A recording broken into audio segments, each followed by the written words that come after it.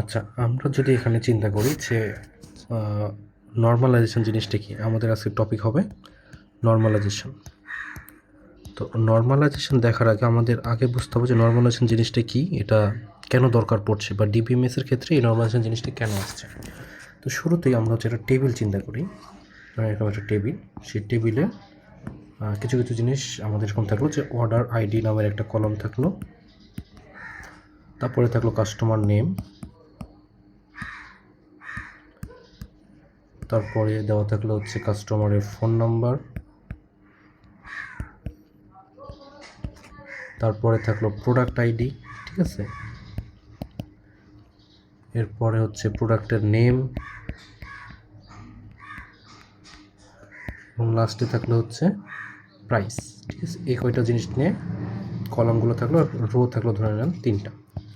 ওকে, এখন প্রোডাক্টের ID 1, customer name দিয়ে দিলাম হচ্ছে আরিফ, কাস্টমার ফোন নাম্বার 0171 এরকম, product ID P1, price name দিয়ে দিলাম হচ্ছে মাউস, প্রাইস 500 টাকা। আবার প্রোডাক্ট আইডি হচ্ছে 1 আরিফ, সেই অর্ডার করছে 01711, প্রোডাক্টের আইডি এবার হচ্ছে P2, সে একটা কিবোর্ড কিনবে, কিবোর্ড, সেটার দাম ধরে নিলাম হচ্ছে 800 টাকা। এবার হচ্ছে নতুন একটা কাস্টমার আছে 2, নতুন একটা জিনিস অর্ডার করবে, সেটা হচ্ছে যে শুভ নামের একটা লোক, শুভ, তার ফোন নাম্বার 01822, সে হচ্ছে মাউস কিনবে। তাহলে দেখেন মাউসের প্রোডাক্ট আইডিটা হচ্ছে P1, কিবোর্ডের জন্য P2। ওকে, তাহলে মাউস যখন নিল তাহলে কী হলো, মাউস এটার দাম কত, 500 টাকা। এইটা হচ্ছে যে একটা টেবিল আমরা দেখছি, সেই টেবিলটা কিন্তু আছে হলো আননর্মালাইজড ফর্ম। আননর্মালাইজড কেন, এখানে আমরা দেখতে পাচ্ছি যে ডাটা রিডান্ডেন্সি হচ্ছে। রিডান্ডেন্সি জিনিসটা কি, যে এই যে আরিফ, আরিফ নামটা কিন্তু আমাদের এই টেবিলে দুইবার আছে, এখানেও আরিফ আছে, এখানেও আরিফ আছে, এবং আমরা যে এই আরিফ দুটো যে একই ব্যক্তি সেটা আমরা কীভাবে ইনশিওর করছি, তাদের ফোন নাম্বার দুটো দেখা যাচ্ছে সেম, ঠিক আছে।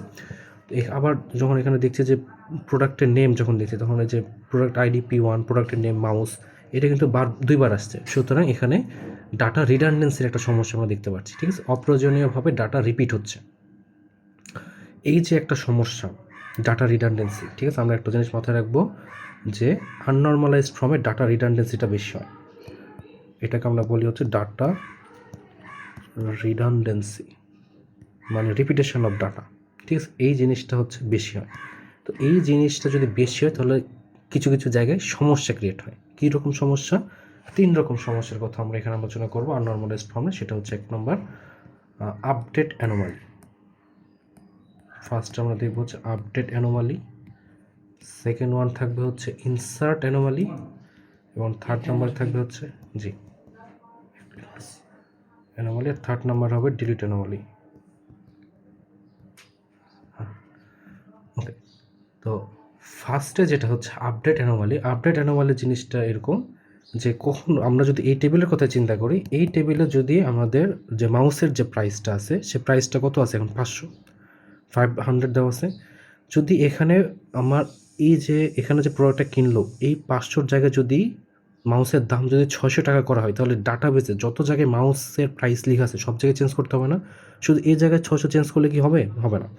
তার মানে যত জায়গায় মাউসের প্রাইস থাকবে 500 দেওয়া থাকবে, সব জায়গায় কিন্তু 600 করতে হবে। সুতরাং এটা কিন্তু একটা হ্যাসেল, মানে যত জায়গায় হচ্ছে মাউস থাকবে, আগে একরকম দামে ছিল, পরে যখন আপনি নতুন করে আপডেট করতে যাচ্ছেন তখন যত জায়গায় সে আপডেটটা করতে, প্রত্যেকটা জায়গায় কিন্তু করতে হবে, এটা একটা সমস্যা। এই জিনিসটাকে বলা হচ্ছিল আপডেট অ্যানোমালি। ওকে, নেক্সট ওয়ান হচ্ছে ইনসার্ট অ্যানোমালি। ইনসার্ট অ্যানোমালি জিনিসটা বলতে কী বোঝায়, ইনসার্ট অ্যানোমালি বলতে বোঝায় ধরেন আপনার নতুন একটা প্রোডাক্ট আপনি লঞ্চ করতে যাচ্ছেন, নতুন একটা প্রোডাক্ট, সেটা হচ্ছে ধরেন P3 হচ্ছে মনিটর, সেই মনিটরের একটা দাম থাকবে, ধরেন মনিটরের দাম আমি দিয়ে দিলাম হচ্ছে 5000 টাকা, P3 নামের একটা প্রোডাক্ট, কিন্তু এটা এখনও কেউ অর্ডার করেনি। তো অর্ডার যদি না করে, প্রোডাক্ট তো আপনার শোরুমে আছে, এখন শোরুমে সেই প্রোডাক্টটা সব প্রোডাক্ট যে অর্ডার করতে পারবেন তো না, আপনার প্রোডাক্ট একটা আসছে, সেটা আপনি স্টোর করতে যাচ্ছেন। তাহলে আপনি যদি এভাবে ইনসার্ট করতে চান যে আপনার নতুন একটা প্রোডাক্ট আসছে, এখনও সেটা কেউ অর্ডার করেনি, তাই বলে যে আপনি সেটা ডাটাবেজে রাখবেন না তা তো না, তাহলে এটাকে আমি ইনসার্ট করব। এখন এটা যদি ইনসার্ট করি তাহলে এটা তো কোনো এখনও অর্ডার হয়নি, তাহলে কি এটা টেবিলে আমি যোগ করতে পারবো? কারণ আমার এই টেবিলে কাস্টমার আইডিও আছে, কাস্টমার নেমও আছে, সরি অর্ডার আইডি আছে, কাস্টমার নেম আছে, কাস্টমার ফোন নাম্বার আছে, প্রোডাক্ট আইডি, প্রাইস নেম, নতুন প্রাইস। তাহলে যে প্রোডাক্টটা আপনার হচ্ছে এখন অর্ডার হয়নি সেই জিনিসটা কিন্তু আমি এই টেবিলে রাখতে পারবো না। সুতরাং এই জিনিসটাকে বলা হয় হলো ইনসার্ট অ্যানোমালি।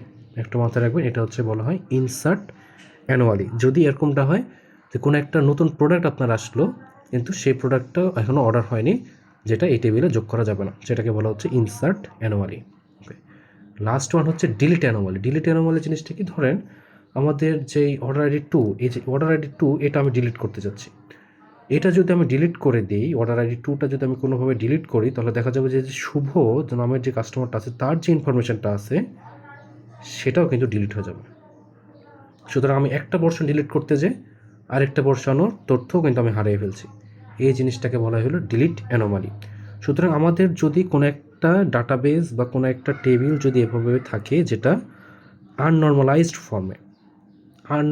ফর্মে আমরা বলতে কি বুঝছি, যে যেটা দেখা যাচ্ছে যে একই রকমের ডাটা অনেকবার রিপিট করছে, বা হচ্ছে ডাটা আপডেট করতে সমস্যা হচ্ছে, ইনসার্ট করতে সমস্যা হচ্ছে, ডিলিট করতে সমস্যা হচ্ছে, তখন সেটাকে বলা হয় হচ্ছে আননর্মালাইজড ফর্ম।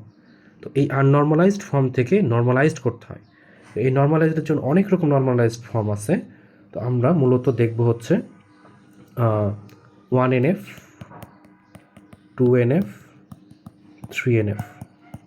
ঠিক আছে, first normalised form, second normalised form, third normalised form, এই তিনটা সম্বন্ধে আমরা একটু ধারণা নিব, এগুলো কীভাবে করতে হয়। ওকে।